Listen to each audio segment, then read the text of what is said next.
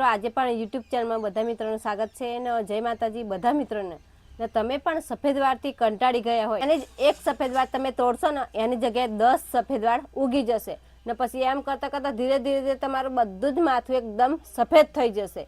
તો આજે જે સફેદ વાળ તોડવાનું તમે બંધ કરો અને હું ઉપાય બતાવું એ ઉપાય આજે જ તમે કરી લેશો તો તમારા જે સફેદ વાળ હોય બધા કાળા બની જશે. અને તમે બજારમાંથી કેમિકલ વાળી ડાઈ લઈને તમે મારશો તમારા વાળની અંદર સફેદ વાળની અંદર ને તમે એ ડાઈ લગાવશો તો 7 કે 8 દિવસ ને 8મા દિવસ તમે માથું ધોશો એટલે ફરી હતું એવું ને એવું ધોરું ધબ બગલાની પખ જેવું તમારું માથું થઈ જશે. તો એ કેમિકલ વાળી પણ ડાઈ તમે લગાવો નથી ને કેમિકલ વાળી ડાઈ લગાવશો તો તમારા જાત જાતના પણ માથાની અંદર ચોબડીના રોગ થશે અને ચોબડીના રોગ થશે એટલે તમે ખંજવાળશો એટલે તમારા વાળ ખરવા મળશે. મિત્રો તમે કયા એરિયામાંથી ને કયા ગામમાંથી અમારો વિડીયો તમે જોવો છો એ મહેરબાની કરીને તમે કોમેન્ટમાં લખી દેજો, એક કોમેન્ટ તમે કરી દેજો. તો મિત્રો સોશિયલ મીડિયાની અંદર તમે ઘણા બધા તમારા સફેદ વાળ કાળા કરવાના વિડીયો જોયા હશે પણ આ વિડીયો એક મારો તમે જોઈ લેજો તો તમારા જે સફેદ વાળ હશે ને એ બધા જ કાળા થઈ જશે ને કેમિકલ વાળી તમે ડાઈ લગાવો છો એ પણ એમાંથી પણ તમને છુટકારો મળે છે.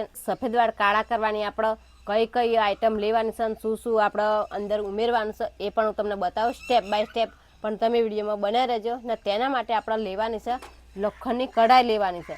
તો આપણે ગેસ ચાલુ કરી દઈએ. તો ગેસ પણ આપણે ચાલુ કરી દીધી છે ને એક લોખંડની કઢાઈ પણ આપણે લીધી છે અને ગરમ કરી દઈએ અને ગરમ કર્યા પછી આની અંદર શું આઈટમ પહેલી નાખવાનું છે એ પણ હું તમને બતાવું, પણ વિડીયો તમે પૂરો જોજો, સ્કીટ કરતા નહીં. આપણે લોખંડની કઢાઈ મૂકેલી એ પણ ગરમ થઈ ગઈ છે અને પહેલાં આપણે નાખવાનું છે મેથી નાખવાનું. તો મેથી છે કેટલી નાખવાની છે 50 ગ્રામ જેટલી આપણે મેથી નાખવાની છે.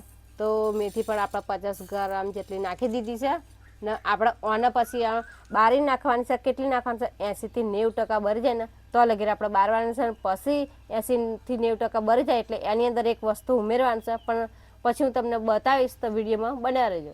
તો મિત્રો આપણે મેથી 80 થી 90% આપણે બારી નાખી છે ને બરી પણ જી છે તમને વિડીયોમાં દેખાય છે. ને આપણે મોટામાં મોટું એક વસ્તુ નાખવાનું છે, મેન વસ્તુ છે એ જ નાખવાનું છે. તો શું નાખવાનું છે હળદર. તો 1 થી 2 ચમચી જેટલી આપણે એની અંદર હળદર નાખવાની છે. તો હળદર પણ 1 થી 2 ચમચી આપણે નાખી દીધી ને એને આપણે મિક્સ કરી આ રીતના આપણે હવે ફેરવવાનું છે. તો હળદર પણ આપણે બારી નાખીને મેશ બનાવી દેવાની છે.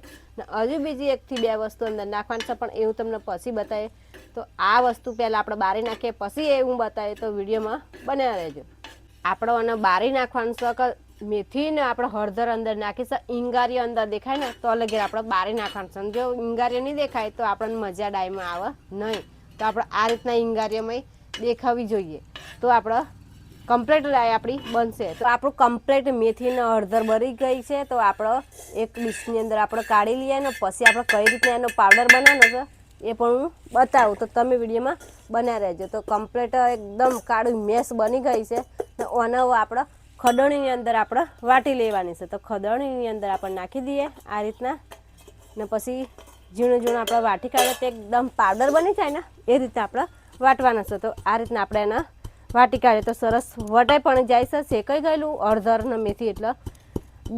તો તમારે પણ આ રીતના ખડોણીની અંદર ના વાટવું હોય તો મિક્સરમાં નાખીને પણ મિક્સર તમે ચાલુ કરશો તો કમ્પ્લીટ પાવડર બની જશો. તો અમે તો ખડોણીની અંદર જ પણ વાટે છીએ. ખાસ કરીને તમે ખડોણીની અંદર વાટશો તો સારું રિઝલ્ટ તમારું રહેશે ને મિક્સરની અંદર તમે વાટશો તો મિક્સરની અંદર તમે પાવડર બનાવશો ને તો એના જેટલા ગુણો હોય ને એ બધા પેલું લાઇટથી બળી જાય એટલે એ ગુણો આપણે વધારે લાગે ના.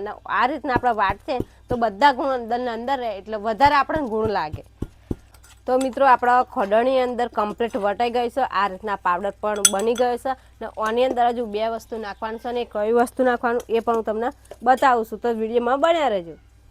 આપણે જે મેથી ને હળદર આપણે બારેલી એનો પાવડર બનાવી દીધું છે ને આ જે પાવડર છે એટલી જ પાછી આપણે હિના મેદી અંદર નાખવાની છે. જેટલો આ કાળો પાવડર છે એટલી જ આપણે મેદી નાખવાની છે ને વધારે મેદી તમે નાખશો તો કાળા પાવડરનો પાવર ઓછો થઈ જશે. તો એટલી જ પણ આપણે મેદી નાખી દીધી છે ને હવાને આપણે મિક્સ કરી દઈએ આ રીતના ચમચીની મદદથી. ને પછી હજુ એક વસ્તુ અંદર નાખવાનું છે તો એ પણ હું બતાવું. આપણે મિક્સ કરી દઈએ પછી હું તમને બતાવું વિડીયોમાં.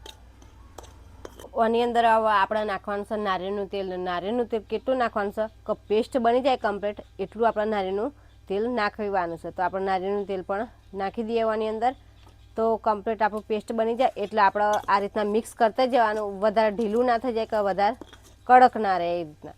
તો આપણે જરા કડક છે એટલે નારિયેળનું તેલ નાખીએ ને આપણે મિક્સ કરતા જવાનું ને નારિયેળનું તેલ નાખતા જવાનું. તો આપણે વધારે ઢીલું ના થઈ જાય, વધારે કાઠું ના થાય, ખાલી મીડિયમ રહે એ રીતના આપણે નાખવાનું છે. મિત્રો આપણે કોપરેલ આપણે નારિયેળનું તેલ પણ થોડું પડ્યું તો આપણે બીજું નાખી દીધું ને આ ડાય એટલી કાળી બનશે ને કે જે રીતના ગાડીની અંદર ઓઇલ બરીને કાળું બની જાય ને એટલું કાળું બનશે.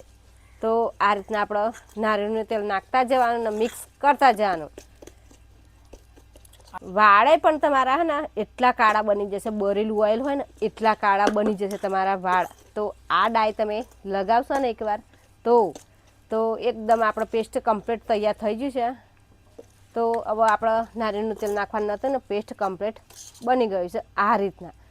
તો આપણે જે પેસ્ટ બનાવ્યું છે એને એકદમ આપણા માથાની અંદર નાખી નથી દેવાનું છે ને આ પેસ્ટના વાળ આપણે મૂકી રાખવાનું 2 થી 3 કલાક સુધી આપણે મૂકી રાખવાનું. મૂકીને આપણે ઢોકી મૂકવાનું છે અને ઢોકીને પછી આપણે 3 કલાક થાય એટલે પછી આને કઈ રીતના લગાવવાનું એ પણ હું તમને કહું છું. તો 3 કલાક થઈ જાય પછી તમારે શું કરવાનું છે કે તમારા વાળની અંદર તમારા તેલ નાખેલું હોય તો આપણે શેમ્પૂથી કે સાબુથી તમારે ધોઈ કાઢવાના છે. તમારા વાળને કોળા બનાવી દેવાના છે. તો કોળા થઈ જાય એટલે આ ડાય પછી આપણે લગાવવાની છે. તો કઈ રીતના લગાવવાનું છે, એક પણ વાળ આપણો કોળો રહેવો જોઈએ ના. અને મૂળની અંદરથી કે ટોચમાં આપણો વાળ હોય તો લગેર આપણે લગાવી દેવાનું છે ને લગાવીને પછી આપણે ક્યારે ધોવાનું છે એ પણ હું તમને બતાવું. તો આ ડાય તમારે લગાવી દેવાનું છે, એક પણ વાળ કોરો રહે ના એ રીતના. ને વાળની મૂળની અંદર પણ તમારે લગાવી દેવાનું છે. અને લગાવીને પછી તમારે કેટલી વાર રહેવા દેવાનું છે, 3 થી 4 કલાક સુધી તમારે રહેવા દેવાનું છે. અને તમારે કંઈ કામ હોય તો પહેલાં કામ કર્યાનું તમે નવરા ફ્રી થઈ જાવ ત્યારે જ આ ડાય તમારે લગાવવાનું છે. ડાય લગાવીને તમારાથી બહાર જવાય નહીં, એટલે ફ્રી હોય